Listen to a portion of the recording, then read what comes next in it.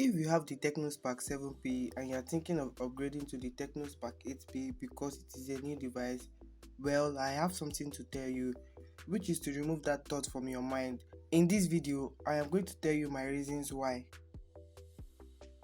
What's up guys, it's Michael, and basically you get everything inside the box. The Tecno Spark 8P has a nice texture at the rear with a bold text which says stop at nothing. I mean, they stopped at nothing to make this device available in the market for purchase, and up above it is a glossy rear which I used to see the bears growing on my face. Which all this is made out of plastic and feels premium to an extent, at least for the rear of this device. For a budget device at this price point, I am surprised it comes with a 1080p display, but it is LCD, which we can't complain about that because that is what you get for the price we pay for. And it has a higher resolution display over the Tecno Spark 8P. The predecessor of the Spark 8P has a high refresh rate, which was one of the splendid features that made me like that device. But this device is just like other devices that don't have a high refresh rate. I don't really like staring at the 6.6-inch display because it seems like I bought a 2018 device which has a water drop notch. I am so pained that there is a total drop in the performance department. Let's leave the occasional lags while gaming. The MediaTek Helio G35 is an entry-level chipset which doesn't need a lot of heavy-duty work on it. It can keep some apps in the background for a few minutes even though it has a 4GB RAM. The chipset on this device can work well when it has less demanding tasks running on it.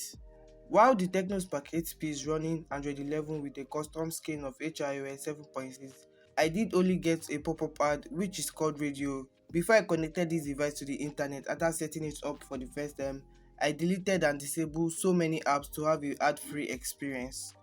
The triple camera setup at the rear produces decent pictures, at least in this category, and takes better ones when you use the 50 megapixel mode with photos taken outdoors with good lighting.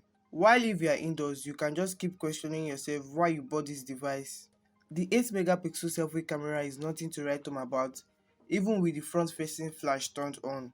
Video recording is capped at 1080p with no form of stabilization, but you can stabilize the footage while editing in the default editing app. The 5000 mAh battery is large enough to last for long hours since there is no high refresh rate on this display to drain it. I wasn't surprised that we did not see an upgrade in the I/O for charging because there was not enough upgrade on this device. It still comes with micro USB. The Tecno Spark 8P costs 77,000 naira for the base model I have, which I would say it isn't really worth it at that price because of the exchange rate, and it is also priced as the predecessor when it was first announced.